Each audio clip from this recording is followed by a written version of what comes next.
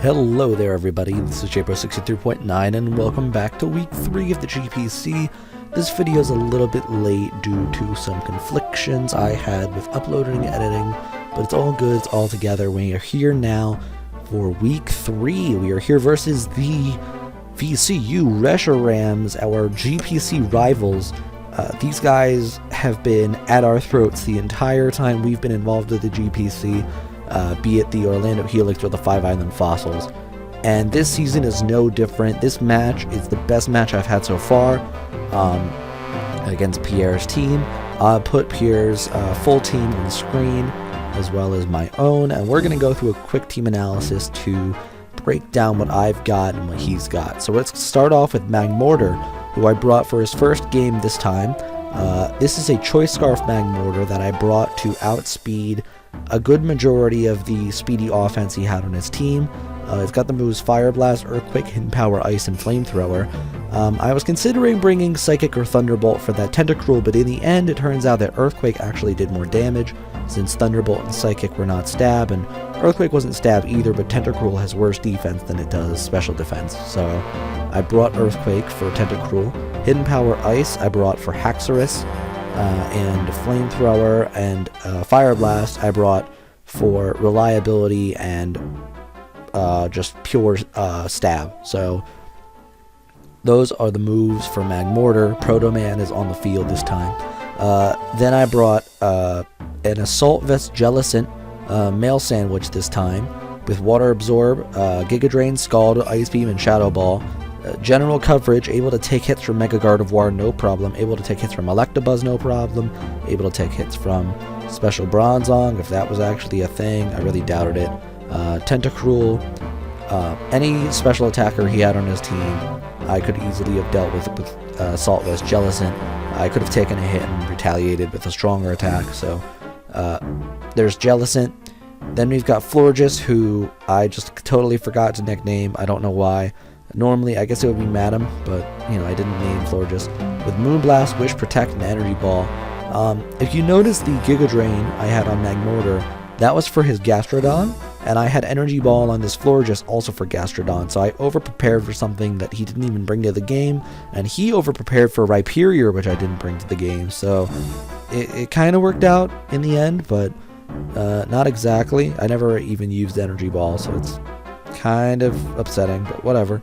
Moonblast, Wish, Protect, and Energy Ball. Again, with a bit of an odd investment, just enough special attack to do, I think it was enough special attack to one-hit KO Gastrodon with an Energy Ball, and it was enough special attack to one-hit KO Haxorus with HP investment, I believe. I don't completely remember what exactly I gave it the specific number for, but if I remember, I will put it in text on screen. If not, you won't see anything.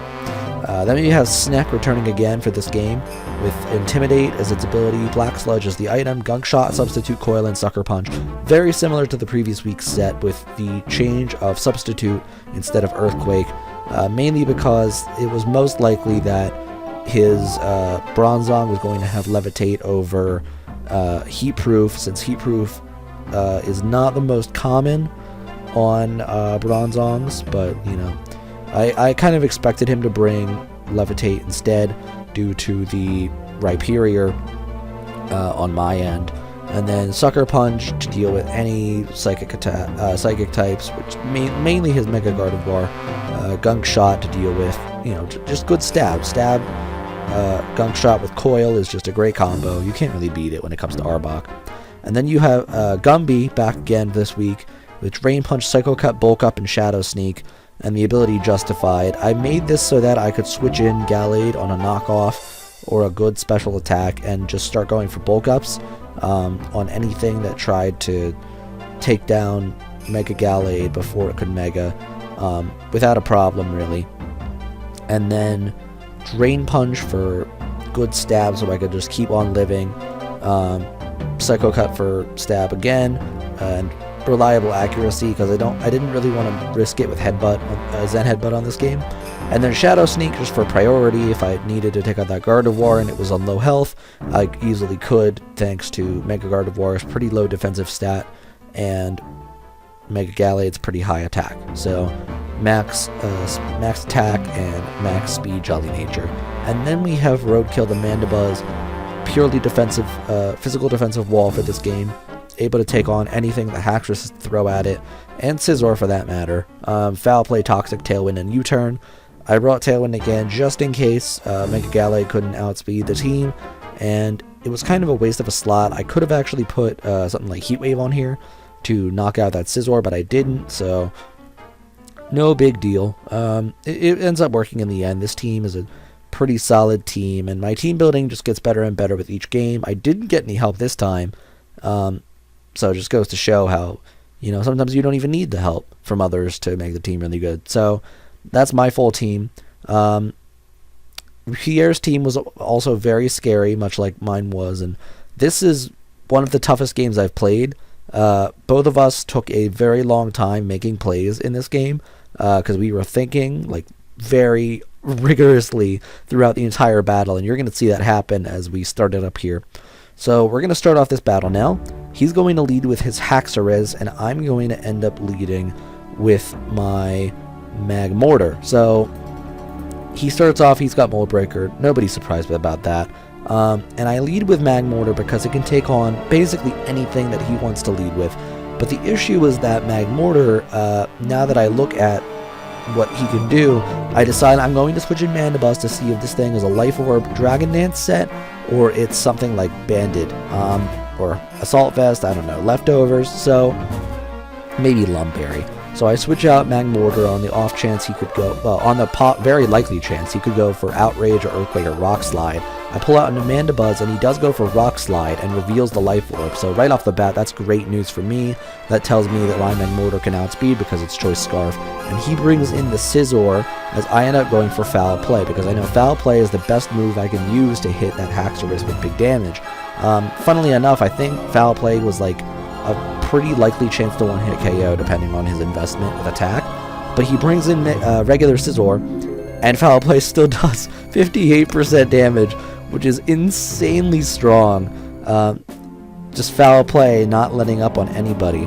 I get some HP back with the Leftovers as he pulls out with Scizor in turn 3 and goes in with goes into Electabuzz, who Foul Play still does 31%, so quite a lot of damage. I didn't exactly calculate it, but this would have been an easy reveal early on that this Electabuzz was a Violite, but I couldn't exactly tell. So I had a feeling it might be Scarf, but I wasn't sure. So what happens is I go out of Roadkill, I go into Gumby, because I know Gumby could take any special hit pretty well. Unfortunately, I didn't think it would crit me with a Volt Switch, and it crit me with a Volt Switch. So Gumby's all the way down to 47% now, which kind of sucks. That's going to hinder him later on in the game, but at least I have Wish on Florges if I need to use that. So that's going to be helpful, hopefully. Now, he goes into Scizor here, and at this point I'm thinking that he's going to try to go for a Bullet Switch and knock me out upon the Mega Evolution. So my safest bet at this point is to just go into Arbok and see what he wants to do. He might U-turn, he might Swords Dance. Regardless, Arbok is a pretty safe choice because it has Intimidate, and he does in fact U-turn, so he has the switching out initiative on his end. And he's going to pull in his Bronzong on Arbok. So I know that Arbok outspeeds Bronzong, that's no question in my mind. And this next turn, what I'm going to decide to do is I'm going to go for a substitute to see what he wants to do against me. If he's an offensive Bronzong that is going to go all in with Earthquake or Psychic, or what he actually ends up doing, which is Stealth Rock. He's going to set up his hazards while I'm sitting here behind the substitute. So I kind of expected him to make a move like that. Not exactly expected it, but it turns out like that. So I go for Coil behind the substitute, get up my defense, get up my attack, and my accuracy, even though I obviously don't need it to hurt this thing. And he goes for Earthquake, so that reveals right off the bat that he does in fact have something to cover my weaknesses. So Arbok's going to get a little more defense back, and unfortunately I set up another substitute here thinking he might go for something that doesn't do that much damage, maybe something to status me. I don't know what I was thinking exactly, because he knocks out another substitute at this point, and I'm thinking that okay, if he's really going in about this Earthquake, maybe he's not calculating how much it'll do to Arbok. So I go for a Sucker Punch here. It does a whopping 57% damage to its health, and he ends up going for another Earthquake, and I live at 8%, which is awesome. I knew that Arbok was going to live this Earthquake because of that defense boost, so that's fantastic. Arbok will be able to survive and knock this thing out with another Sucker Punch if he decides to stay on the field. Now thinking that, I'm just going to make the safest move here. I could have gone for another Coil. He could have gone for anything this turn. And he ends up going for Light Screen, which is a good thing. I was kind of afraid he might switch out into something like Scizor, and Scizor would definitely knock me out with Bullet Punch, since I think Scizor outspeeds me. I'm not 100% sure of that, but regardless, I think that was the best move he could have made, but Light Screen isn't really going to help him too much anyway. So Sucker Punch is going to knock out this Bronzong before he can Earthquake me again.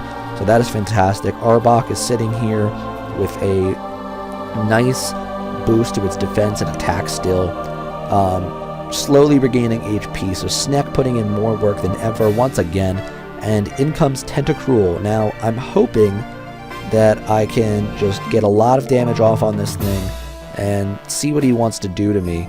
He might Scald and knock me out, I'm not sure. So I go for a Sucker Punch. I get off another 52% on this Tentacruel, and he does in fact Scald me and just knock out Arbok. I'm not surprised at all.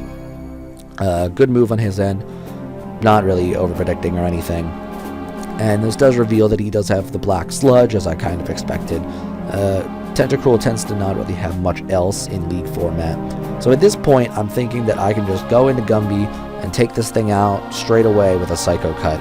So I'm going to Mega Evolve into Mega Gallade on this Tentacruel, and I'm just going to go for a safe Psycho Cut. Now, I could have gone for a Bulk Up here, and I do take the Scald that he throws at me.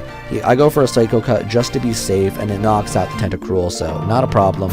I would have outsped this thing on the next turn anyway, so, but it doesn't matter, Tentacruel is down, and in comes Scizor, ready to knock me out with a Bullet Punch, and at this point, I kind of realize that I don't have any other good options other than Shadow Sneak, so I just go for a Shadow Sneak. I've got nothing better to go for, and Bullet Punch is going to take Mega Gallade out once again, so Mega Gallade is not really proving to be what I want him to be, but it's okay, because in the end, I do score better on this game than I did week 2, and I'm happy about that. So, what's going to happen is now his Light Screen is going to wear off. It didn't really do anything for him at all, kind of like I expected, and I'm going to bring in Magmortar at this point. I have Scarf, and I'm ready to tear through his team with Proto Man. So he's going to pull out Scizor. He's not going to make any risky plays, and he's going to go into Haxorus, which is going to completely resist any fire-type attacks I have. But predicting him to switch into Haxorus, I go for Earthquake, maybe expecting that Electabuzz, since he switched in Electabuzz earlier. Earthquake is only going to do 30% to this Haxorus, so not a ton. And I'm going to pull out Proto Man on this turn. It's kind of a mistake. I pull into Mandibuzz, and he's going to end up going for an Earthquake, trying to get off a lot more damage on my Magmortar. So that's great. I made the right move there. But unfortunately, what's happening here is I should have actually gone into maybe Florges. I could have gone into Florges earlier, now that I think about it, maybe on that Bronzong. Because what's going to happen here now is these hazards are going to be a problem for me for the rest of the game. I could have also gone for Defog here, but I didn't. So he's going to go out into his Gardevoir, and I'm going to go for a Tailwind, expecting this Gardevoir to knock me out the next turn, and I can basically just do what I want. Again, I make the mistake here of not defogging, although did I even have defog on this thing? I just went over my team, and I don't remember what I mean, this thing is Toxic Tailwind, Foul Play. Maybe I didn't have defog. Anyway, I'm not gonna dawdle on it now. Oh yeah, I had U-turn, so no, I didn't have defog. So I'm gonna go for a Toxic on this Mega Gardevoir. I didn't expect him to stay in. I just expected him to knock me out. I set up a Toxic in case he set up a substitute. So thankfully, because of the Tailwind, I outspeed and I land it, but he goes for Thunder Wave. So now Roadkill is paralyzed, and this Gardevoir is sitting there behind a substitute while Toxic. So it's bad. It's a bad situation for both of us. He's going to go for Hyper Voice on this turn now with the Tailwind only one turn remaining. So that Tailwind, unfortunately, is going to be nothing. And he's just going to take more toxic damage at the end of the turn as my Tailwind Pewter's out. So at this point, Magmortar's only got 2 more turns in the field, 2 more switch-ins into the field because of the Stealth Rocks. So I'm going to go in Jellicent here, and I'm going to try to take as many hits as I can and knock this thing out with Shadow Ball.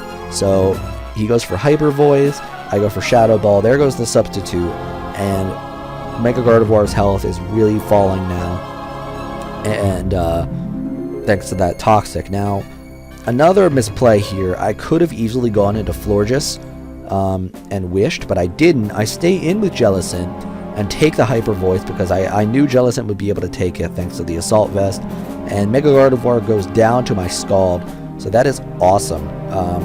Mega Gardevoir putting in a lot of work against me, but not quite enough to take out Jellicent. Jellicent really held his own this game, so I'm really happy with Sandwich for his effort this time. So he's going to go for a Volt Switch on his Electabuzz. He's going to switch right back out, and Jellicent is going to fall down, unfortunately. Jellicent did a lot this game, so I had no other good moves to make at that point. And he's going to switch out into, I believe it's Haxorus.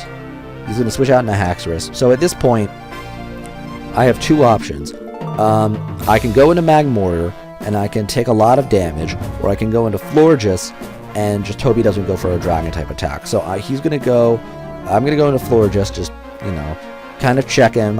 He might not have Poison Jab, but I'm pretty sure he's got Poison Jab. So I can just whittle down his HP with Life Orb, and Poison Jab is going to just straight up kill Florges. I'm not surprised. I didn't expect Florges to live that one.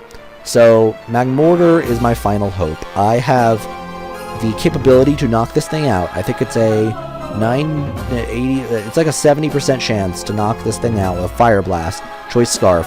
Unfortunately, I get a minimum roll, and Haxorus does not die to my Fire Blast. Electabuzz and Scizor would have both died to Fire Blast, so Magmortar could have had me the game there, but the low roll prevented me from doing so. So that's going to be the game. Week 3 versus Rest in Pierre. What a game. This was one of the best games I've ever had in competitive play, honestly. And we had a good talk after the game about like how he overprepared for Viperia, I overprepared for his Gastrodon. It all works out in the end, and he ends up winning with a 2-0 differential. So my differential is slowly getting not as bad. I'm winning by more. I'm losing by more, by less and less each time. So hopefully with the next game, I can start actually winning. But we're gonna have to see about that one. So great game to Pierre, really good. I made a few little mistakes here and there, but in the end, it probably would have ended out the same way. If I didn't get a low roll on that Magmortar Fire Blast and I landed all 3 Fire Blasts, I would have actually won the game. So that's what low rolls do, man. That's what low rolls do. It's a shame, but that's what happens. So that's going to be all for week 3. I'm going to quickly go over transfers now. We had the transfer period after week 3 over the weekend, and I made a few changes to the team, just 2 changes. And we're going to be taking these changes into play with our game against the Edinburgh Knights, my bad. I keep pronouncing their name wrong, but I've been in Edinburgh now, so I know what it's like, I know how it's pronounced. But anyway, I face Bluesy and the Edinburgh Knights next week, and I needed some changes to the team, some changes that I'm more experienced with, and he might have a harder time with, as well as my next 2 opponents. So I switched up Mega Gallade and Tornadus Therian. As you could tell by how they've been performing, I'm not impressed with them. They are good. They're definitely great picks, but they didn't do the job. They didn't do the job that I needed them to do. Mega Gallade needs more support than I thought, and Tornadus Therian, while very effective, is only effective in certain situations, and I need something that I can use consistently that can get me consistent results that will work every single time, that won't need nearly as much support as Mega Gallade. So I dropped Tornadus Therian and Mega Gallade in exchange for Mega Pinsir and Greninja XY. meaning that Greninja can use Protean, but cannot use any tutor moves it gains in Omega Ruby and Alpha Sapphire. Only X and Y moves that Greninja had. So those are my transfers. If you guys have nickname suggestions, too bad, because I've already got nicknames for them.